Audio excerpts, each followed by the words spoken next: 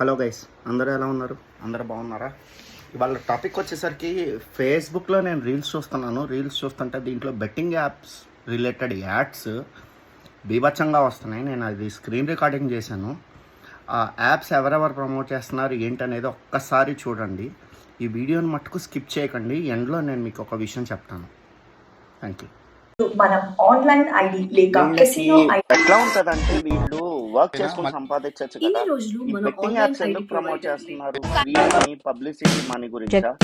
జనాల పొట్ట కొట్టి వీళ్ళు ఈ betting apps అందరికీ promote నమస్కారం. చేస్తున్నారు. నేను మీ శోభా శెట్టి. జనాలు ఎంత ఏడుస్తున్నారు, ఎంత ఇబ్బంది పడుతున్నారు నేను అనేది సురేఖ వీళ్ళకి వాణి. తెలుసు. ఇన్ని రోజులు వీళ్ళకి commission హలో వచ్చిందా హాయ్ లేదా? ఎవ్రీవన్.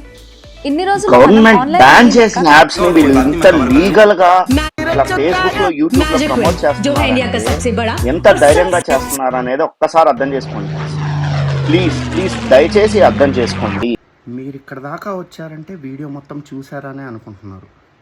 చూశారు కదా గైస్, పెద్ద పెద్ద ఇన్ఫ్లుయెన్సర్స్ కానీ, చిన్న చిన్న యాక్టర్స్ కానీ, ఓల్డ్ డేటెడ్ యాక్టర్స్ కానీ ఈ బెట్టింగ్ యాప్స్ ఎలా ప్రమోట్ చేస్తున్నారో చూశారు కదా. దయచేసి ఈ ట్రాప్లో పడకండి. ప్లీజ్ నా రిక్వెస్ట్, మీరు అమౌంట్ ఏదన్నా ఉంటే సేవింగ్స్ పెట్టుకోండి, ఫిక్స్డ్ డిపాజిట్స్ వేసుకోండి, లేదా స్కీమ్స్ మీద పెట్టుకోండి, గోల్డ్ స్కీమ్స్ కానీ దేని మీదైనా. దయచేసి ఈ బెట్టింగ్ యాప్స్ జోలికి వెళ్ళకండి. Thanks for watching my video guys. Please do subscribe to our channel.